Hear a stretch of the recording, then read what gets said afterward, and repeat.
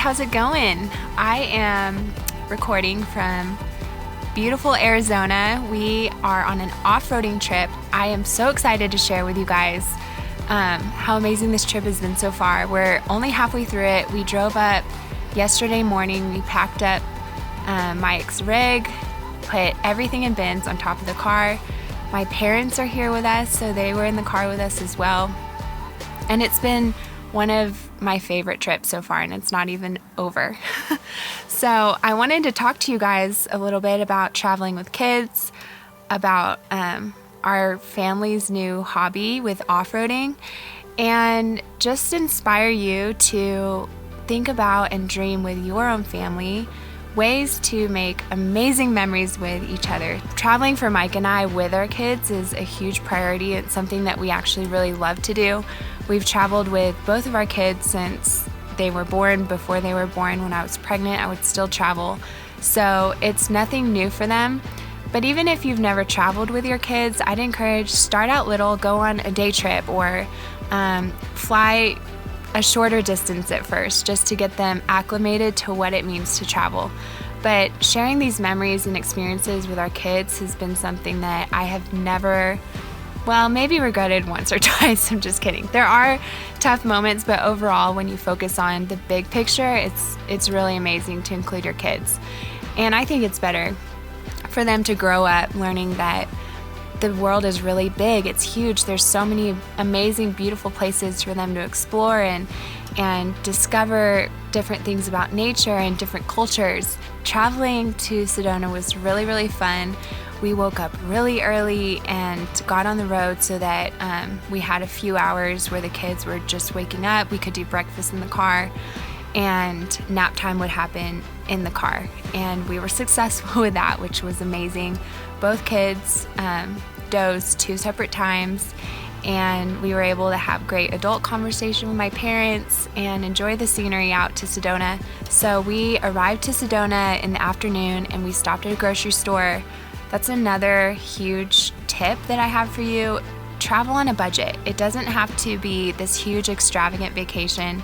Just put something on your calendar, commit to it, and if you're really on a tighter budget, invite some friends along, or we invited our parents along so that we could split the grocery bill, and it made it super, super affordable. And then we packed the cooler up and we made our way to our first trail.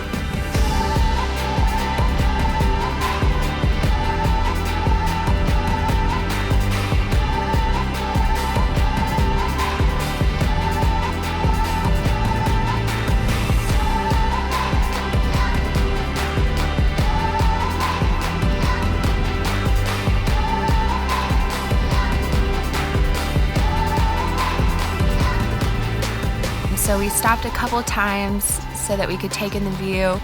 I was a little unsure at how the kids were gonna do with how bumpy off-roading is, but they loved it. They were laughing, they were dancing in their seats. At one point I looked back and Everly was reading a book, which I have no idea how she was managing to do that, but the kids were loving it. We winded it all the way up to the very, very top of one of the red rocks, and we watched the sunset, and it was amazing. Just being together as a family, being with our kids, being with my parents, soaking in this amazing view. It was completely stunning. And I think our lives are so busy. There's so much noise.